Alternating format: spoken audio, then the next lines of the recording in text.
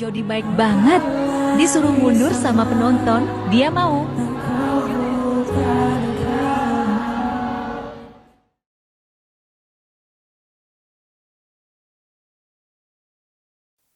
Video berisi Jody diminta mundur saat satu panggung dengan Tiara Andini viral di media sosial.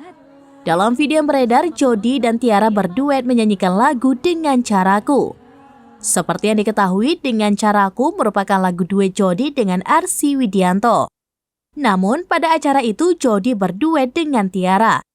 Jody dan Tiara terlihat menggunakan kebaya berwarna hitam. Tampak Tiara mengawali dengan bernyanyi lebih dulu. Namun, saat Tiara sedang bernyanyi, seorang penonton berteriak menyoraki Jody memintanya untuk mundur. Hal itu dilakukan karena sang penonton ingin mengambil video Tiara. Jody yang merasa namanya dipanggil lantas menoleh ke sumber suara. Melihat penonton memintanya mundur, Jody lantas mengikuti arahan tersebut.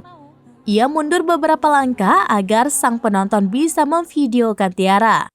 Video tersebut viral dan memancing emosi fans Jody. Banyak yang menilai penonton tersebut tidak sopan karena meminta Jody mundur.